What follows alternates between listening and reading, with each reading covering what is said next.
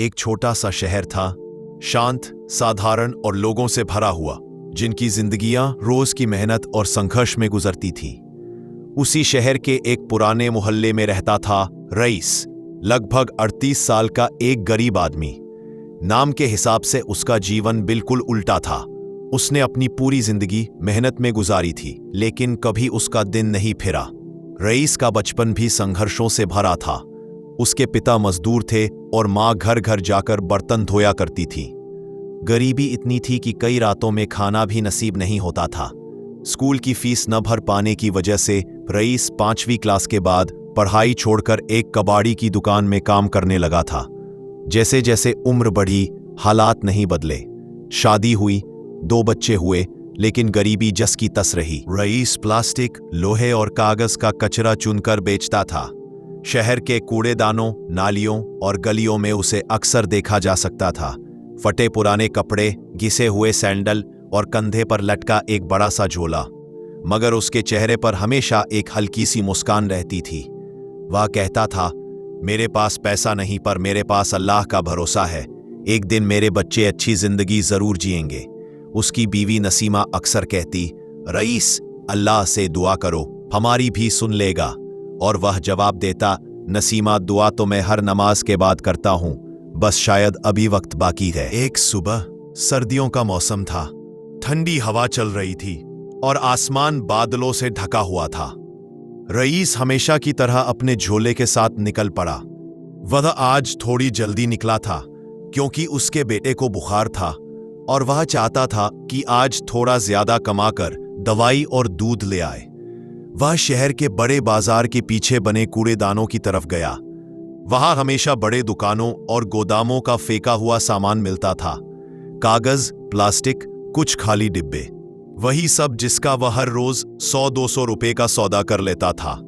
आज जब वह वहां पहुंचा तो उसने देखा कि एक बड़ा ट्रक रात में आया था और उसने कई बक्से कचरे के पास ही उलट पुलट कर फेंक दिए थे। रईस ने सोचा शायद कागज या कार्टन ज्यादा मिल जाए।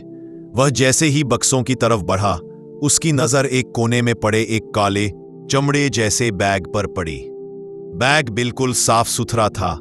कचरे के ढेर में उसकी मौजूदगी अजीब लग रही थी। उसका दिल धक धक करने लगा। ये यहां कैसे आया? कोई गलती से तो नहीं गिर गया? उसने आसपास देखा, वहां कोई नहीं था। उसने बैग को हाथ में उठाया। बैग का वजन भारी था, शायद काफी भारी। हो सकता है किसी अमीर का बैग हो और गलती से फेंक दिया गया हो, या शायद चोरी हुआ हो। रईस मन में सोचे जा रहा था। उसने धीरे धीरे बैग की जिप खोली और जैसे ही बैग खोला, उसकी आंखें फटी की फटी रह गईं। बैग के अंदर नोटों की गड्डियां, सोने की 3 ईंटें, कुछ दस्तावेज और एक छोटी सी डायरी थी। वो डर गया। या अल्लाह, ये पैसे, ये सोना, ये सब यहां कचरे में कैसे? उसका दिल तेजी से धड़कने लगा। वो चारों तरफ देखने लगा कि कहीं कोई उसे देख तो नहीं रहा। हाथ कांप रहे थे। खुद को यकीन नहीं हो रहा था कि यह हकीकत है। उसने नोट की एक गड्डी निकाल कर देखी। 500 और 2000 रुपए के नए नोट। उसने सोने की ईंटों को हाथ में उठाया, भारी और बिल्कुल असली। बैग में एक कागज भी था। उस पर लिखा था कुल राशि 4,50,000 रुपए। रईस लगभग बेहोश होने को था। उसने कभी अपने जीवन में इतने पैसे एक साथ नहीं देखे थे, ना ही उसने सपने में इतने धन की कल्पना की थी। अब असली परीक्षा शुरू होती है। रईस घर पहुंचा तो उसके हाथ कांप रहे थे। नसीमा ने दरवाजा खोला और बोली, क्या हुआ रईस, तुम इतना परेशान क्यों हो? रईस ने धीरे धीरे बैग खोला। नसीमा चौंक गई। या अल्लाह, ये सब कहां से आया? रईस ने पूरी बात बताई। दोनों की आंखों में हैरानी थी। कुछ देर तक दोनों एक दूसरे को बस देखते रहे। फिर नसीमा बोली, रईस, ये अल्लाह की मदद है। इतने साल की गरीबी के बाद आखिर हमारी किस्मत चमक ही गई। मगर रईस ने गहरी सांस ली। नसीमा, ये सब हमारे लिए परीक्षा भी हो सकती है। पता नहीं किसका पैसा है। अगर ये किसी का गुम हुआ है और हम रख लेते हैं तो अल्लाह की नाराजगी होगी। नसीमा चुप हो गई। दोनों को सोचने का मौका नहीं मिला था कि दरवाजे पर जोर जोर से दस्तक हुई। धक धक धक धक। रईस ने बैग छुपाया और दरवाजा खोला। बाहर 2 अजनबी लोग खड़े थे, महंगे कपड़े पहने हुए। एक ने पूछा, क्या यहाँ कोई कचरा बिन पीछे गिरा था? एक बैग हमारी कंपनी का गायब हो गया है। उसमें जरूरी डॉक्यूमेंट और कुछ चीजें थीं। रईस का दिल जोर से धड़का। नसीमा ने उनकी बात सुनी। उसने रईस की तरफ देखा, एक अजीब डर और उलझन भरी नजर से। रईस समझ नहीं पा रहा था कि वह क्या करे। अल्लाह की तरफ से इम्तिहान। उन दोनों ने फिर पूछा, भाई साहब, अगर आपको कुछ भी मिला हो, हम इनाम देंगे, बस हमें बैग मिल जाए। रईस का मन डगमगाया। इनाम देंगे? हो सकता है ये बैग चोरी का हो, या हो सकता है ये लोग झूठ बोल रहे हों। उसके मन में 100 सवाल थे। थोड़ी देर सोचकर उसने कहा, नहीं साहब, मुझे कुछ नहीं मिला। दोनों आदमी चले गए, लेकिन रईस रात भर सो नहीं सका। वह बैग के सामने बैठा रहा। एक तरफ गरीबी, भूख, बच्चों की बीमारी, घर का टूटा छप्पर, दूसरी तरफ अल्लाह का डर। अचानक उसे अपने पिता की बात याद आई, बेटा, कभी गलत पैसे मत लेना, जो मिलता है हलाल से लो। हराम का एक टुकड़ा भी पेट में जाए तो बरकत चली जाती है। रईस की आंखें भर आईं। सुबह होते ही उसने फैसला कर लिया, मैं ये बैग उसके असली मालिक तक पहुंचाऊंगा, चाहे कुछ भी हो। अल्लाह मेरे बच्चों का बेहतर इंतजाम करेगा। जब सच दिखाने की हिम्मत। अगले दिन वह बैग लेकर उसी बाजार के ऑफिस में पहुंचा जहां से लोग आए थे। ऑफिस एक बड़ी कंपनी का था।